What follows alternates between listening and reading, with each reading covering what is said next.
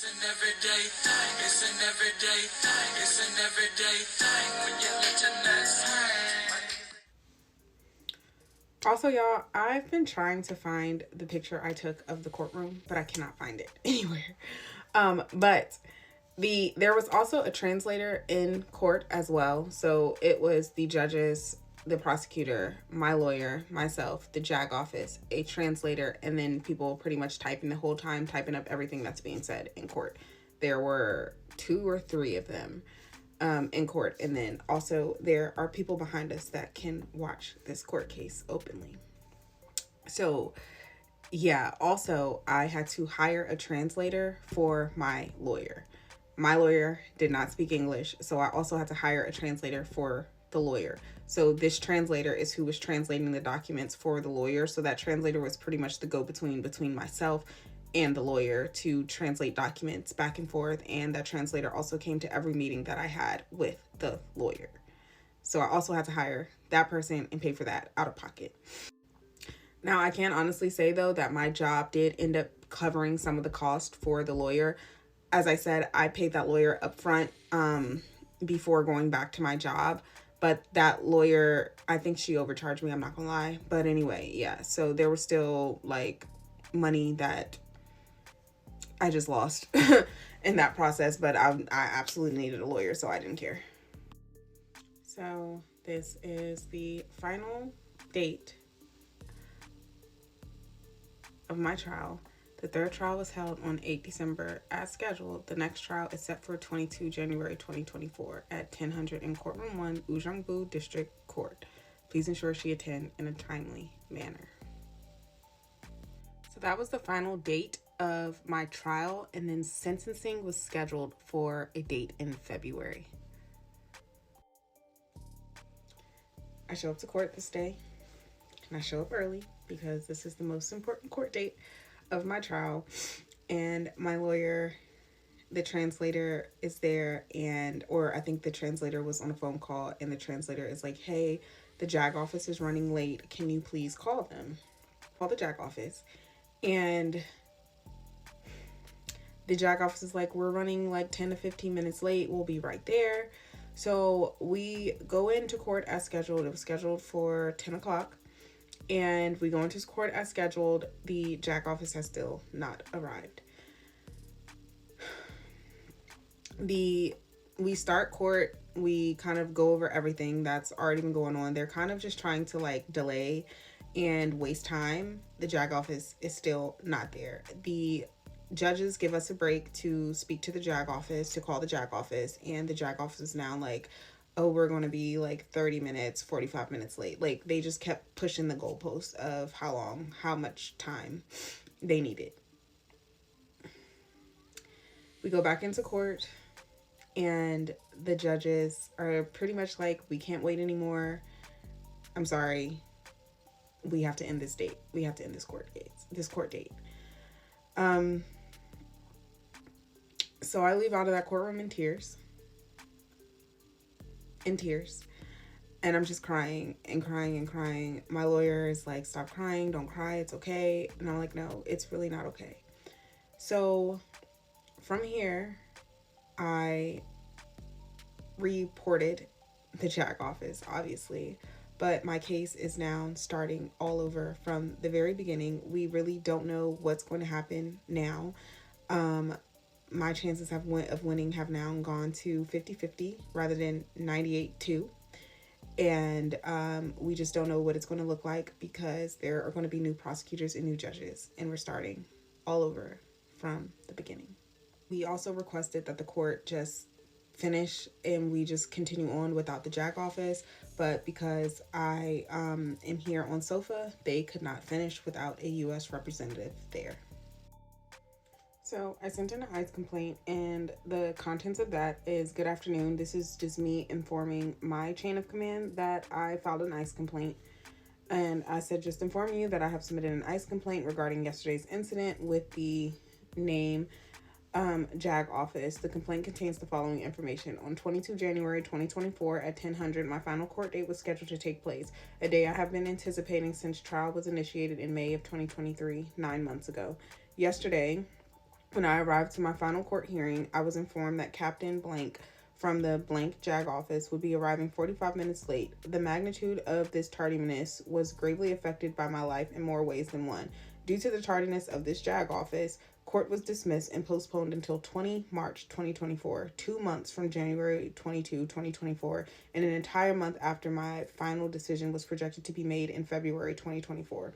So here's what will transpire and how much 45 minutes of tardiness and lack of concern has been detrimental to my life.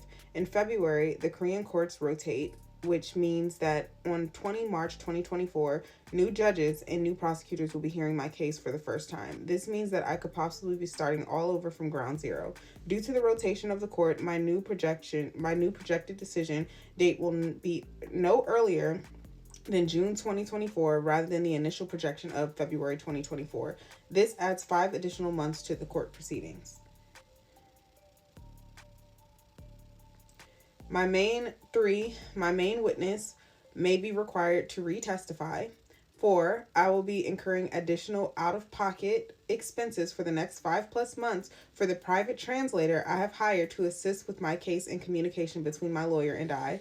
5, there is a high possibility that I will need to fly additional witnesses to South Korea from the United States, incurring additional unnecessary costs. 6, this keeps me away from my family for an additional 5+ months. On 11 June 2023, my grandmother passed away, and I was denied by the Korean prosecutors to return home to the United States to attend my grandmother's funeral. I previously promised my grandfather that I would be home by March 2024 to properly grieve my grandmother's passing. This is no longer a possibility. In retrospect, this has been an extremely terrifying year in South Korea. The initial outlook was for the final decision to be made in February 2024. Now there is no end in sight. I am requesting your immediate time and attention to this matter, requesting you speak to the Korean government to advocate on my behalf to put this case back on track for it to be finalized in February 2024. And that email was sent on January 23rd, 2024 at 5:27 p.m. I don't know. Sometimes it cuts the emails off, so yeah.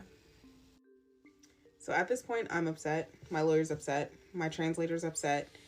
Everyone surrounding the situation is upset, and we now have to prepare even harder to win this case. Whereas before, we were kind of like, okay, we're good. We got it. We submitted our evidence. Now we have to prepare much harder because the chances of me winning have now decreased. So obviously, I go back to my spiritual worker and I update her on what had just happened. And she's trying to calm me down, and she's like, it's okay, maybe things are aligning, like, it's okay. Mind y'all, I went to multiple spiritual workers, and I narrowed it down to just working with this one, and I probably should have never went to multiple, but outside of the 2 that I already told you all about, I probably went to maybe 4, and they all said the same thing: court's going to end in February, and I'm going to be okay, and also that, yes, this was root work and witchcraft. So everyone said the same thing. I know I shouldn't have had that many people playing in my energy, but I was just so irritated. So I was like, yo, they're clearly still doing witchcraft. Like, what is going on? This was the trajectory of my life, and somehow it was changed. So she calms me down, and she's like, it's okay. Stop worrying about the witchcraft. Stop worrying about the root work. Stop worrying about all that. Like, it's okay. We're going to figure it out. And so I'm like, all right. So February rolls around, and I'm scrolling through TikTok one day, and I noticed that I have some new followers and a lot of profile views, and they're all friends of each other. So I'm like, that's kind of weird. So I go to my message request, and lo and behold, I have a message in my message request, and that message pretty much consists of, hey, we need to speak ASAP about that guy who framed the girl in Virginia. If you've been following my story, or if you've gone through my videos on TikTok, you know that I'm not the first person that the Menace has framed. There's allegedly another girl out there that he has framed. And I made a video about that prior, like last year. So the conversation is going on with this person, and the girl is like, can you call this person on Instagram? And I'm like, wait. is this the current girlfriend? And she's like, yeah, but I promise it's no messy stuff. It's no messy stuff. And I'm like, okay, but if she's not willing to leave, there's really no point in me talking to her. And she's like, no, please call her. So I call the girl on Instagram, and there's multiple people talking. So there was multiple people in the room at this time that I'm talking to this girl. And I pretty much let her know who the menace is. I let her know that he's a narcissist, he is an abuser, he beats women, he grapes women, and he framed me. So I let her know all this stuff. The conversation's going on, and I'm pretty much like telling her she needs to run. I also warn her not to give him access to her home. I obviously don't know their background, so I was like, I don't know if y'all are living together at this point. Mind you, though, Sarah and the menace just broke up in November. It's now the beginning of February that I'm talking to this girl. So, but yeah, I'm like, I don't know if y'all are living together, but I just, don't give him access to your home. I'll let her know what happened with me, and that was that. One of her friends also, while they were on the phone, was just like, I think she's being love bombed. And I was like, absolutely. I can't remember all the contents of that phone call, but I was warning her. I told her a brief overview of everything I had. So we ended that phone call, and I give her Sarah's information because Sarah agreed to talk to her as well to give her side of what happened with Sarah and the menace. So I send over Sarah's information for her to contact Sarah as well. And the girl starts asking me like a whole bunch of questions, pretty much reiterating everything that I already said on the phone. So I found that to be weird, but I was still being nice to her and, just like kind of trying to be understanding because I've obviously have been love bombed and I've obviously been in this situation.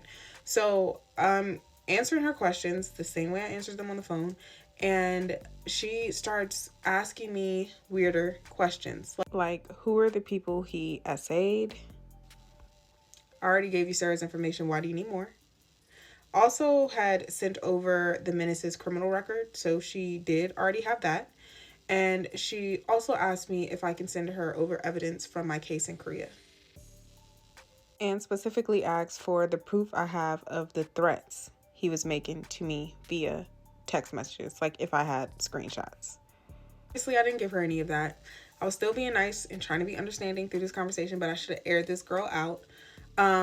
Also, I don't have a nickname for her except for current girlfriend. If y'all have a nickname for her, because I truly don't think that she deserves a normal name. I want to call her Dum Dum, but I feel like that would be hypocritical of me because obviously I was dumb in certain situations as well. So, yeah, if y'all have a nickname, put it in the comments. Because I really don't have one right now.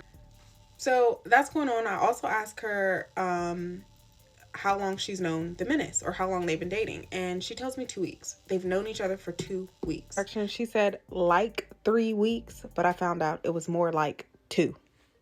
And so in my brain, I'm like, why are we even doing all this? Like, why are we even having this whole long conversation? You asking me damn interview questions, and we already had a conversation. I already gave you like his criminal record.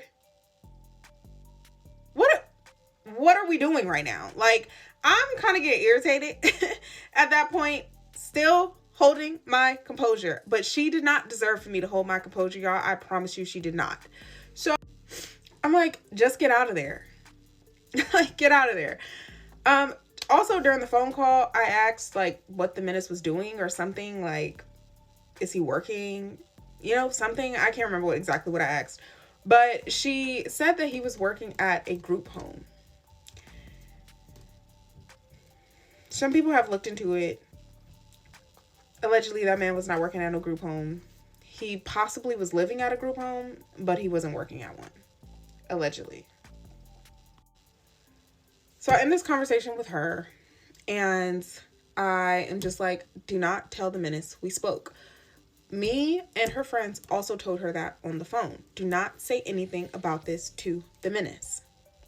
The next day, I'm on TikTok, and the menace's friends are starting to follow me on TikTok, and they're all in my profile views. So I'm obviously talking to the friend that initially wrote me. If y'all have been in my lives, then y'all probably know exactly who this is, because she has been in my lives going in. She's been on there a couple of times. But I'm talking to her, and I'm like, yeah, letting her know that these people are now following me. So she comes back later and she's like, yo, she told the menace everything. She told the menace that the friends were at the house with her.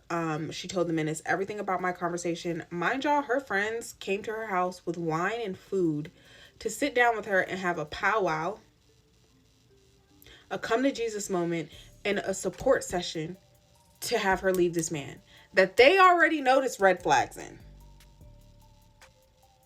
This 2-week relationship. They are really going in for this girl. And she has now put my life and their lives in danger, because I've told them, all of them, how much of a dangerous person he is. So you can't be a girl's girl to everybody. Learn it from me. So by this point, Sarah has now opened the message from the girl. She didn't see it initially because I think it was in her request box. So, you know, Sarah's now up to date on what's going on, and Sarah shuts the conversation down, because obviously the current girlfriend is just trying to get information to take back to the menace. And yeah, 1 point for Sarah, 0 points for me, because I should have shut it down too. I ended up finding out that after this phone call with this girl, she was like crying and pretty much talking about how much she loves the menace. And also, one of the red flags that the friends saw was one night during playing Never Have I Ever, the menace said something to the effect of, never have I ever forced someone to have intercourse.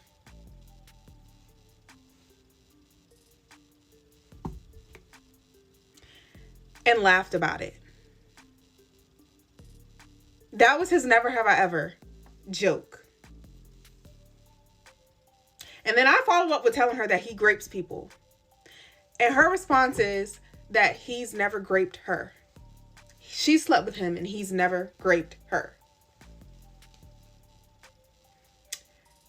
I don't have nothing more to say about that girl. Anyway, come up with a nickname, please. So before I jump into this next set of trial, I wanted to close out the story with the frat brother. So the frat brother, the whole time that I was in Korea, he would always invite me to his home. He would always like just say things like, oh, like come over, come watch football with me. You can always come over, da da da da. Like consistently invited me to his house, and I would always kind of brush those invites off and be like, oh yeah, my mom, like she likes football. Maybe we can both come over, or yeah, maybe you can watch football with my mother. The frat brother, as I've said before, is old enough to be my father, and he looks old enough to be my great grandfather. Ancient as fuck. So one time he invited me to a kickback at his home, and it was pretty much a kickback with like a lot of our coworkers, the black people who worked on base with me. And I was like, okay, let me go over here. Because I know I'm gonna probably need this later. So I went over to the frat brother's home, and I made sure that I took pictures. I just took pictures of the party, like, oh, we're taking shots. Let me get a boomie. Let me get a picture. Oh my God, y'all, pose for the picture. And I was making sure that I had the background of this home in my photo album. So I did that. Also, during like some point during this story, there was a guy on base who was trying to pursue me, and he ended up letting me know one day. He was like, I was really skeptical of pursuing you because the frat brother told him that the menace and I were working on things, and we were working things out, and not to talk to me. Y'all, this is months and months and months after I left the menace. This is after I talked to Sarah. So by this point, this is after the menace has already been put out of my house and put out of someone else's home. And you mean to tell me I'm trying to work things out with him, and you're stopping people from talking to me? Like the frat brother was just out here lying, y'all. So during this time, people would also come up to me and pretty much ask me what was going on with me. And they would pretty much tell me that the Menace's frat brother was spreading my information and telling people that the Menace was framing me in Korea. Like, he would say something like, oh yeah, he's trying to put stuff off on her because she broke up with him and blah, blah, blah, blah, blah, blah. So you knew this information. Either the Menace told you the truth and told you what he was doing, or you figured it out. And you at no point was like, hey, I know you're in this pickle. Like, let me help you. I have information that would be good for your case. Let me help you. Like, I'm about to lose my entire life behind this man. And at no point. So as time went on and as I was communicating with Sarah started opening up about things as our conversations went on. And Sarah met the Menace in Korea. She met him at the boat party that I mentioned before. And she let me know that she did go to the Menace's home in Korea. And so I was like, oh, do you have pictures or do you know whose home you were at? Blah, blah, blah, blah. And she ended up sending me pictures from the home she was in Korea. And lo and behold, obviously, it was the frat brother's home that the Menace was staying at. So when the frat brother called me after the boat party and was like, I didn't even know y'all weren't together. I didn't even know anything was going on with y'all. I didn't see you at the boat party, and I thought that was weird.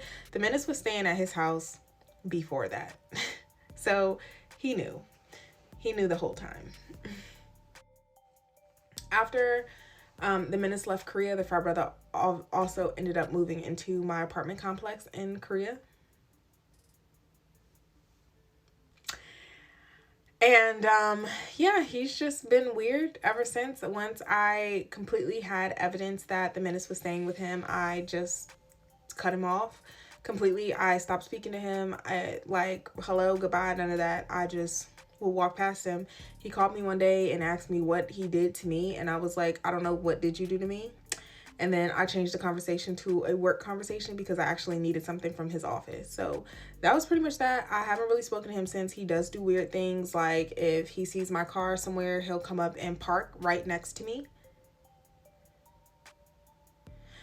I've been sitting in my car at like some points and I've seen him just staring at me, and it's like this really nasty, I want to say demonic looking, like Joker kind of look. I don't really know how to describe that, but kind of like the same looks that the Menace was giving me when I was putting him out of my home and he was pretty much running the police. So that's kind of the same looks that this frat brother gives me now. And it's just really disgusting when I see him, to be honest. And obviously I was always on to him, so I only fed him information that I wanted him to know. And sometimes I threw little monkey wrenches in there because that's what you were doing to me. Period.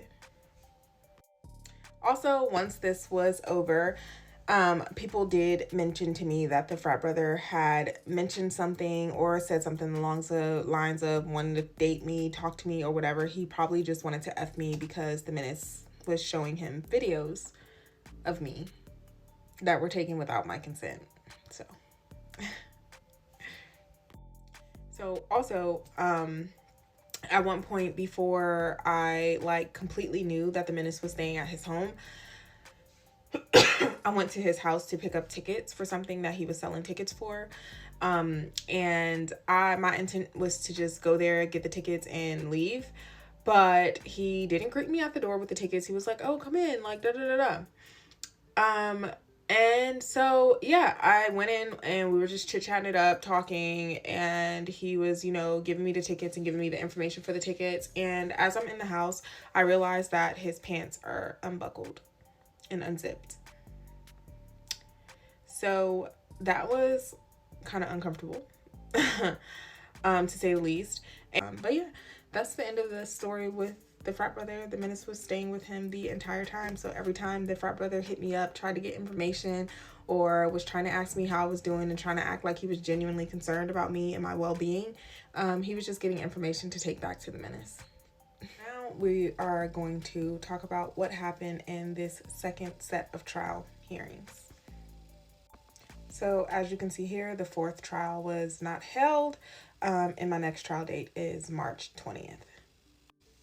So March 20th, we get into court, and we see immediately that everything has changed. Obviously, I already said that it would, but now I have, instead of having two female judges and one male judge, I now have two male judges and one female judge, and the male judge is the head judge, and then I also have a male as a prosecutor. So my lawyer is instantly like, this judge, I know this judge, I've been in court with this judge before, he's really fair. Everything just depends on the prosecutor and how the prosecutor acts and whether or not the prosecutor believes you. So that happens. So on this day, March 20th in court, the prosecutor is requesting for the menace to be subpoenaed to court.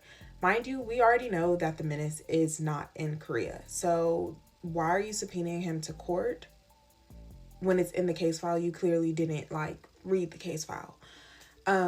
So, my lawyer is like, he's not here. And so they pretty much are like, well, if we can't get him here, we'll do something on video conference so that he can testify. So the prosecutor is using the menace as evidence against me. That's why he's being subpoenaed to court right now, so that he can testify to put me in prison. The prosecutor at this time is also asking for evidence that the lawyer had removed from the evidence file, the file that goes to the judges. The prosecutor was also asking for some of that evidence to be re-entered into this trial. Now we know that we are about to have a time with this prosecutor, and he's kind of wasting time. We're already on the second set of trial, and now you're trying to subpoena the menace to court. That's wasting time, because in trial in Korea, one thing happens each time. So if he subpoenas the menace to court, then that means the next court date, nothing really happens. That was the court date set for the menace to come to trial. If there's a witness in court, the only thing that happens that day is the witness testimony. And that's it. Court's adjourned. So you're just prolonging this process now at this point. So as you can see here, my fifth trial was held on May 10th. So from March to May, nothing. That's how long these things are spread out. And then my next trial is set for 7 June 24. During my fifth trial, obviously the menace did not show up to court.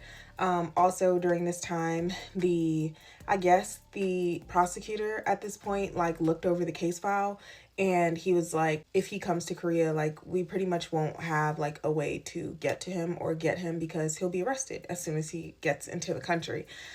So that was one thing. And the prosecutor could not get in contact with the menace. So that was another, so they couldn't set up a video call or anything. So during this court date, they asked me if one of my witnesses could come from the United States to Korea. The judges asked for this. And then my lawyer kind of went back and forth and was like, okay, well, what about a video conference? Why can't we do a video conference? To save money. And so the judges were like, okay, yeah, we'll look into that. After this court date concluded in May, my lawyer came back to me and was like, they can't do a video conference. You have to fly that witness out from the United States into Korea. And so at this point, I'm super irritated, because what do you mean you can't do a video conference? You were going to do one for the menace, for the prosecutors, but you can't do it for me. Now I have to come out of pocket to fly someone overseas. And at this point, I was starting to realize that a lot of everything that they were doing was kind of a money grab from Korea. Even with my lawyer was supposed to go to the police station and get them to do forensics on my email. She was asking me for a couple of extra dollars just to go to the police station to do that. A few $1,000 extra dollars, not a couple extra dollars. So from here, I talked to an attorney from the States, and she was saying that I need to somehow prove that I wasn't in the same location. And she was like, can you somehow prove that? And I was like, oh my God, yes, I actually can. I took screenshots of the logins from the day the menace was sending emails from my email account. So I got those screenshots, and obviously, thank God, you know, my mom ended up coming in that day because I was hours away from the menace the whole time he was in my email. So my email on my current device was hours away from other logins that he had logged in on my computer. So that ended up helping me in court. I was like, it's a money grab. The translator was consistently asking me for things, like just consistently pulling on me. And also the translator had this thing where she wanted me to stay in Korea for 5 years. So she was consistently adamant, like, if we work on this, if we work really hard at this, will you stay in Korea? I want you to stay in Korea. Will you stay in Korea for the full 5 years if we work on this for you? Obviously, I'd be like, yeah, of course, but fuck no, I'm trying to get out of here. So the translator was literally trying to control me, and I think she was just like, honestly, a new narcissist that entered my life, but I absolutely needed her at this time because I needed them to work on this, and I needed to get out of this and get out of Korea. So everything surrounding this situation became a money grab from Korea. Yeah, I get a call from my lawyer, and my lawyer's like, yeah, you have to fly someone out here. So I flew someone out here. They requested a specific person, and I flew that person to Korea. Paid for the round trip, everything, made sure that person was comfortable, groceries, the whole nine, just made sure that that person was comfortable in Korea. So that was May 10th, and that person was had to be here by June 7th. So I literally had like 3 weeks to plan this by the time that they told me that they weren't doing a video conference. So I did have to fly one of my witnesses out, and I'm not going to say too much about who that was or anything. I can't say that right now, but just let y'all know there is content that was made during that time. So that will come out a little later when it can, but I cannot put that content out right now because, yeah, stick around for that for later. But June 7th rolls around, and that person flies into Korea, or I think they got here maybe around like June 5th or something. And so we're sitting down with her and, you know, just going over everything that the prosecutors and the judges are going to ask and what my lawyer is going to ask. So we're, you know, she's meeting with my lawyer, she's meeting with my translator, and that's what we're doing. She testifies in court, and that went well. I think that went well from my perspective. From my lawyer's perspective, it went well as well. After she sits down and she's done testifying, that is when my charges are read to me, and that is when my possible sentence is read to me, and that is when I found out that I would be, I could be spending 5 to life in prison. The judges initially said that the highest sentence was life. That is what he first said. And y'all, when I tell y'all, I kind of blacked out from there. I really didn't hear anything else that he said. And I was just like, wait, can I ask a question? I was like, how long is life?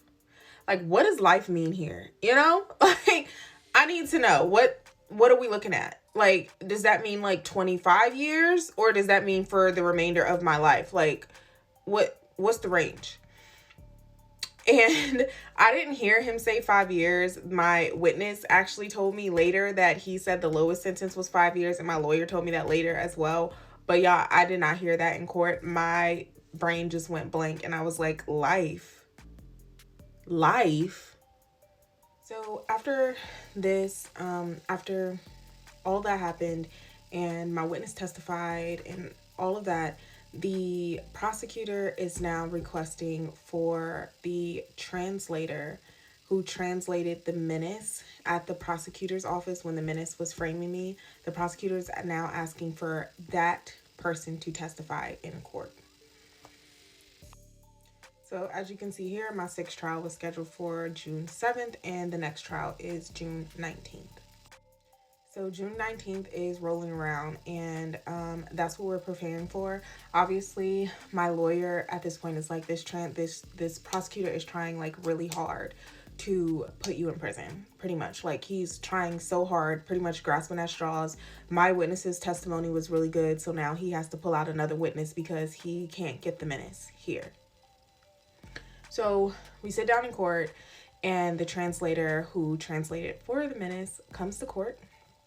And she's telling her counts and everything. He ends up saying in court that they knew that the menace was framing me.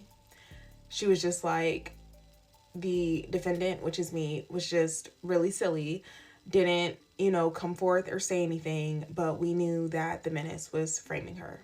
And so the judge, asked her to repeat that multiple times. They were like, who was framing who?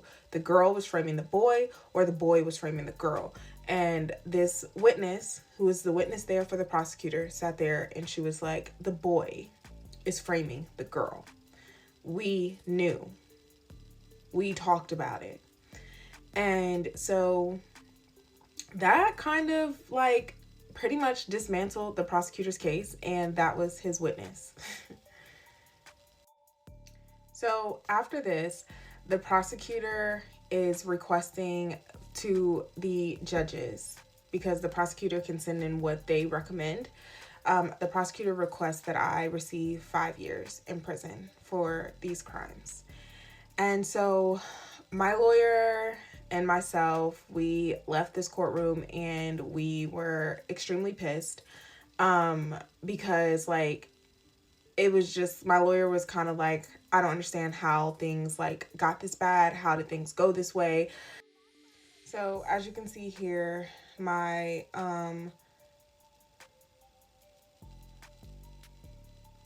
next trial was held on June. Trial was held on June 19th. I scheduled the next trial. Somewhere in here, I missed an email, because it says the next trial will be sentencing on July 10th. I missed an email somewhere. I don't know, but there was another court date after this June 19th court date, and that was me testifying.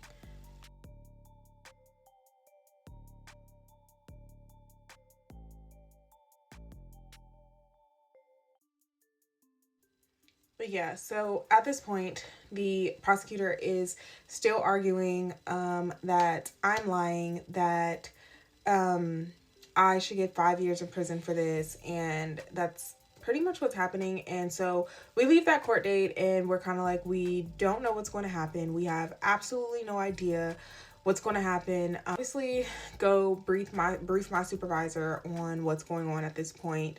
My lawyer and my translator are also like, if things go bad, we can definitely appeal the courts if things go bad.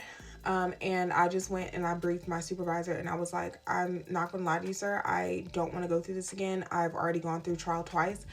I don't want to appeal anything. If things go bad, I will resign. I will go home. I don't want to appeal the courts if this doesn't go well. So now that's pretty much what I'm briefing, because this whole time everything was going well. I was briefing to my supervisor that things are going well. We think we're going to win, blah, blah, blah, blah. And so at this point I was just like, yeah, I don't know. Also, I, throughout this whole situation, was like, what happens if I do get a guilty verdict on bringing my prescription here, and my leadership is like, nothing, you didn't break any US laws, so nothing happens. If you get guilty on that, you'll be fine.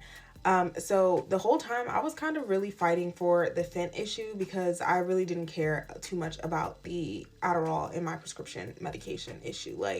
I was just like, you know what, if me, being involved in this, lying for the minutes, doing all this stuff, if I have to take that fall for my prescription, then I'm okay with that. I can deal with that as long as I don't get jail time. I can deal with that. So that was kind of just me holding myself accountable. You know what, I'm okay with that. So that's where we were now. So obviously I go back to my spiritual worker and I update her on things. And so she's like, okay, give me all the names to the people in the courts. So, since the Menace and his people are working witchcraft over my court case, we can do the same thing.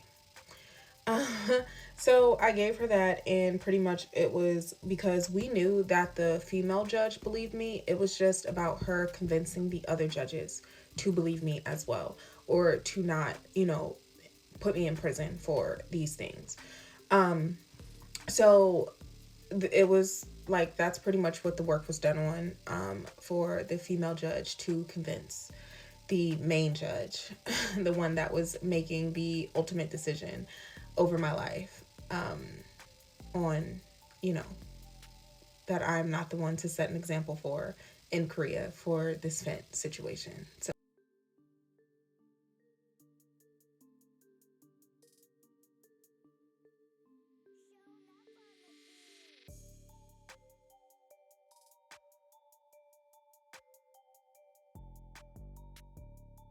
my last court date, I testified, and I, pretty much told them everything that I've kind of told you all. Some stuff I know that I left out, but I told them everything. I was like, this was my ex. He really could have murdered me.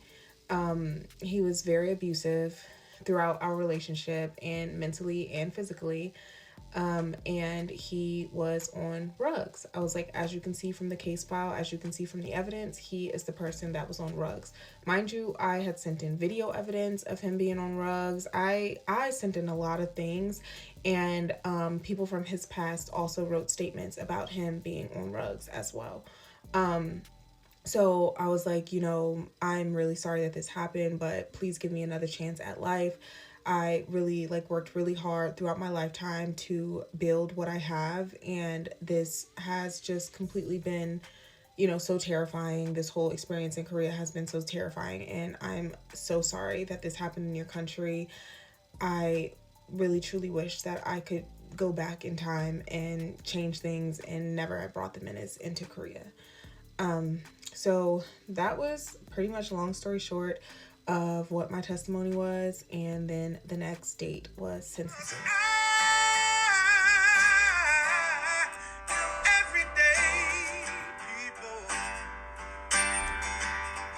Day and night. For some women, it can start working in as fast as 1 week.